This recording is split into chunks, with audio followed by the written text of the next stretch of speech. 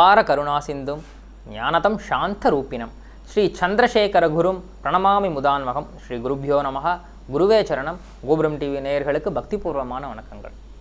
மகா பெரியவா அற்புதங்கள் தொடரில் நாம் பலவிதமான அற்புதங்களை பார்த்துருக்கோம். அதிலும் மிகவும் நேர்மையான பக்தர்களாக இருப்பார்கள். ஏன் நாமும் அப்படித்தான்.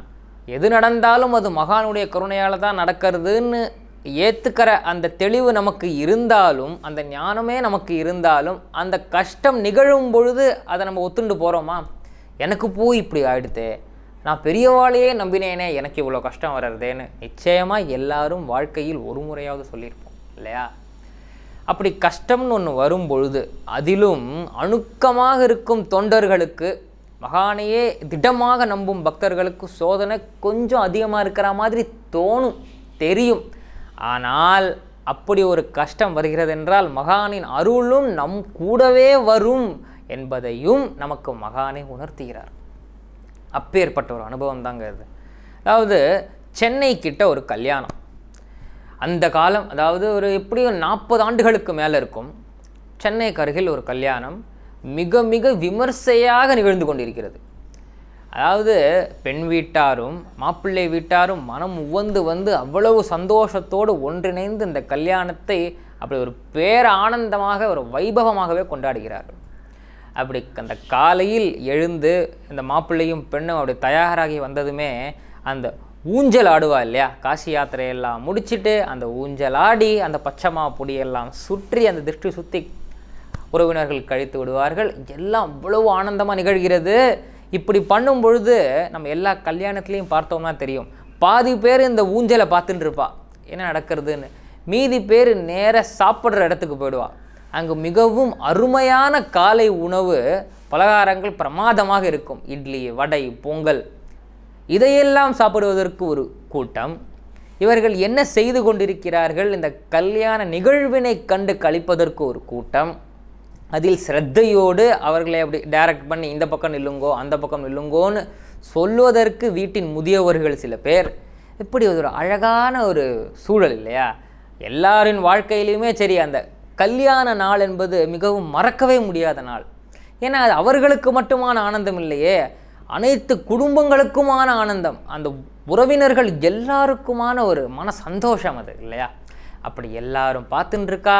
அப்படி அந்த காசி யாத்திரை முடிஞ்சு அந்த ஊஞ்சலும் முடிஞ்சு எல்லாம் சுற்றி போட்டதுக்கு அப்புறமா இந்த மாப்பிள்ளையும் பெண்ணும் அப்படி இணைஞ்சுண்டு வந்து அப்படி மேடையில் அமரும் சமயம்.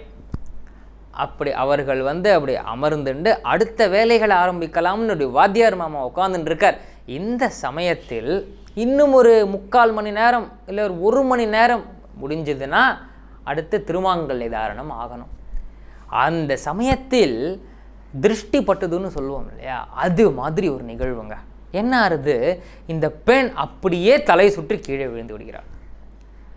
சரி, மயக்கம் போட்டு விழுந்துட்டாலே அந்த பெண்ணை எழுப்புவோம், என்ன ஆச்சுன்னு கேட்போம்னு பார்த்துண்டால் அதற்குள் அந்த பெண்ணுக்கு வலிப்பு வந்துடுது. ஃபிட்ஸு வந்து அப்படி பயங்கரமாக கை காலெல்லாம் ஒதுங்கி வாயிலிருந்து நுரை தள்ளி எல்லாரும் பதறி போயிடுறா. அது என்ன சாதாரணமான ஒரு விஷயமா? கல்யாணம் நிகழ்கிறது, எல்லாமே நன்னா நடந்துட்டுருக்குன்னு நினைக்கிறதுக்குள்ளே அப்படி பெண் கீழே விழுந்து கிடக்கா. ஐயோ, இப்போது இந்த பெண்ணின் தகப்பனாருக்கு ஒரே டென்ஷன். என்ன நினச்சிப்பா நம்மளை பற்றி, நாம் ஏதோ உண்மையை மறைச்சிட்டு இந்த பெண்ணுக்கு கல்யாணம் பண்ணி வைக்கிறோமேன்னு இவன் நினச்சிக்க மாட்டாளா? அதுவும் சரி, தன் பெண்ணுக்கு எதாவது முடியாமல் போயிடுத்துனா என்ன பண்ணுறது? ஐயோ அம்மான ஒரே அலறல் கூச்சல் கூப்பாடு, என்ன பண்ணுறதுனே தெரியல. இம்மீடியட்டாக அங்கு அருகில் இருந்த ஒரு மருத்துவமனைக்கு அந்த ஆம்புலன்ஸ் வர வச்சு அந்த பெண்ணை ஏற்றி கொண்டு சென்று விடுகிறார்கள் மருத்துவமனைக்கு.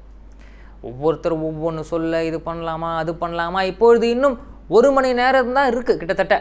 திருமாங்கல்ய தாரணம் நிகழ்ந்தாகணும். அந்த முகூர்த்த காலம் வந்து இன்னும் 1 ஹவரில் வந்துடும். என்ன பண்ணுறது, யார்கிட்ட கேட்குறதுன்னு எல்லாம் வீழ்ச்சின்னு இருக்கும்போது டாக்டர் ஃபஸ்ட் எய்ட் அங்கே கொடுத்துட்டுருக்கார். அப்பொழுது இந்த வாத்தியார் மாமா ஒரு யோசனை சொல்கிறார். இப்படி எல்லாரும் ஒவ்வொன்று நினச்சின்னு டென்ஷன் ஆகிறதுக்கு பதிலாக பேசாமல் அது பெரியவா காதில் விஷயத்தை போட்டுருவோம். ஏன்னா மாப்பிள்ளை வீட்டுக்காராலும் சரி பெண் வீட்டாரும் சரி திருமணத்திற்கு முன்னால் முதல் பத்திரிகையை எடுத்துண்டு காஞ்சி ஸ்ரீமடம் சென்று மகாசுவாமி இடத்தில் சமர்ப்பித்து இணைந்து பிரசாதம் வாங்கி கொண்டு வந்திருக்கிறார்கள். அப்படி இருக்கும் பொழுது மகானோட கருணையோடு தான் அது நடக்கிறது. அப்போ நம்ம எதுக்கு நம்மளுக்குள்ளே குழப்பம் அடையணும், நேர பெரியவாள்கிட்ட போய் விஷயத்தை சொல்லிடுவோமே அப்படின்னு இங்கிருந்தே அவர்களுக்கு ஒரு தொலைபேசி அழைப்பு செய்து ஸ்ரீமடத்தின் மேனேஜரை அழைச்சி இந்த மாதிரி விஷயத்தை சொல்கிறா. தாங்கள் இன்னார் என்று வந்தோம், பத்திரிகை கொடுத்தோமே என்பதெல்லாம் நினைவுபடுத்தி தங்களை அறிமுகப்படுத்தி கொண்டு இந்த மாதிரி ஒரு எதிர்பார்க்காத ஒரு கஷ்டம், மிகப்பெரிய கஷ்டம் வந்துடுத்து, பெண்ணுக்கு வலிப்பு வந்துடுத்து, மருத்துவமனையில் சேர்த்துருக்கா, கல்யாணம் நிகழுமானே தெரியல, அவ்வளவு பெரிய கஷ்டத்தில் இருக்கோம்னு சொன்னதுமே பெரியவாள்கிட்ட இந்த விஷயம் தெரிவிக்கப்படுறது. அந்த மேனேஜர் போய் சொல்கிறார், சுவாமி இது மாதிரி ஆயிருக்கு அப்படின்னு சொன்னதுமே அப்படியா அப்படின்னு யோசித்த மகான், இந்த பொன்னாத்தோட குலதெய்வம் மகமாயி, அதனால் அவளை மகமாயியை வேண்டிண்டு வேப்பில் கொத்த பெண்ணோட தலையில் கட்ட சொல்லுங்க, எல்லாம் சரியாயிடும், கல்யாணம் ஜாம் நடக்கும்னு சொல்லு அப்படின்னு சொல்லிட்டார் மகான். சரி, மகான் என்ன சொன்னாரோ மறுபடியும் மேனேஜர் அதே நம்பருக்கு ஃபோன் பண்ணி உங்களுடைய குலதெய்வ மகமாயா அப்படின்னு கேட்டாராம். ஆமாம் பெரியவா அப்படி சரியா சொல்கிறாளேன்னு எல்லாருக்கும் ஒரே ஆச்சரியம். இவர்கள் சொன்னார்களா இவர்களின் குலதெய்வ மகமாயின்னு? இல்லையே, மகான் மிகச்சரியாக சொன்னார். மகான் என்ன சொன்னாரோ அதை சொல்கிறார். அந்த மேனேஜர், உங்களுடைய குலதெய்வ மகமாயா, நீங்கள் மகமாயை வேண்டிண்டேலா? இல்லையே, போலையே. அதுதான், நீங்கள் என்ன பண்ணுங்கோ, வேப்பில் கொத்தெடுத்து பெண்ணோட தலையில் கட்டுங்கோ, சரியாக போயிடும்னு மகாபிரியவா சொல்லியிருக்காருன்னு சொல்லி இவர் ஃபோனை வைக்க, அதே போல் அந்த வேப்பிலை கொத்துக்களை எடுத்து பெண்ணின் தலையில் கட்டினதுமே என்ன ஒரு அதிசயம், அடுத்த க்ஷணமே அந்த பெண் கண் விழித்து விடுகிறார். அதுதான் அந்த ஆச்சரியம். என்ன ஆக போகிறதோ, ஃபிட்ஸு நிற்கலையே, ஃபஸ்ட் எய்ட் கொடுத்துன்னு இருக்காளே, வாயெல்லாம் நுரையா இருக்கே, கஷ்டமாக இருக்கேன்னு பயந்துன்னு இருக்கிறவா அந்த ஒரு க்ஷணத்தை பார்த்ததுமே ஆச்சரியத்தில் மூழ்கி விடுகிறார்கள். அந்த வேப்பலை கொத்தெடுத்து தலையில் கட்டினதுமே அந்த பெண் எழுந்து பார்த்து அம்மா அப்பான்னு கூப்பிட்டுடுறா.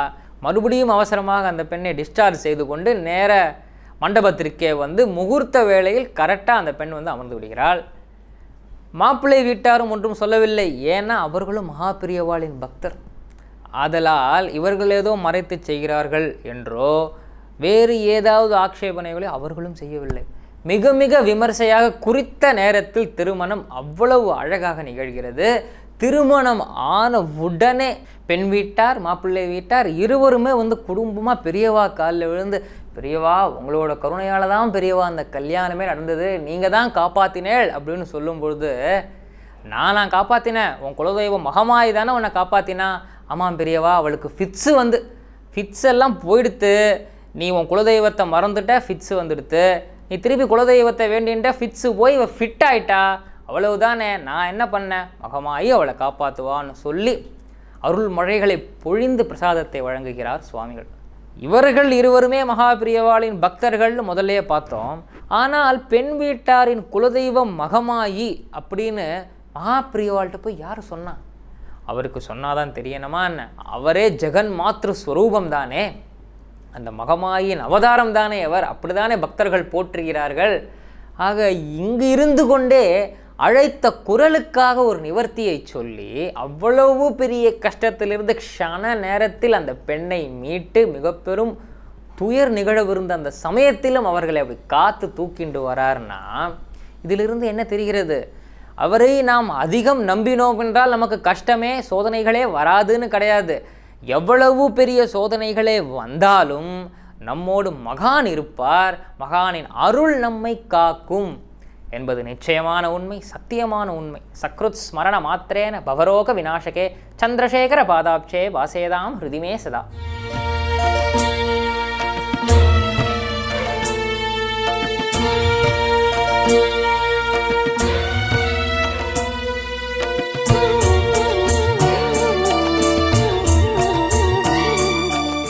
விதம் விதமான பக்தி நிகழ்ச்சிகளை உங்களுக்காக தந்து கொண்டிருக்கிறது உங்கள் கோபுரம் டிவி. உங்களுக்கு பிடித்த நிகழ்ச்சிகளை லைக் செய்யுங்கள், உங்களுக்கு பிடித்த மாணவர்களுக்கு ஷேர் செய்யுங்கள். மேலும் சப்ஸ்கிரைப் செய்வதோடு மட்டுமல்லாது அருகில் இருக்கும் பெல் பட்டனை கிளிக் செய்து கோபுரம் டிவி நிகழ்ச்சிகளை உடனுக்குடன் தெரிந்து கொள்ளுங்கள். மற்றும் ஒரு மகிழ்ச்சியான செய்தி, கோபுரம் டிவி ஆப்பை கூகுள் பிளே ஸ்டோரில் ஃப்ரீ டவுன்லோட் செய்து கோபுரம் டிவி நிகழ்ச்சிகளை தொடர்ந்து கண்டுகளியுங்கள், பாருங்கள், ரசியுங்கள், பரவசமடையுங்கள். gopuramtv.com பக்தி பக்திமயம்.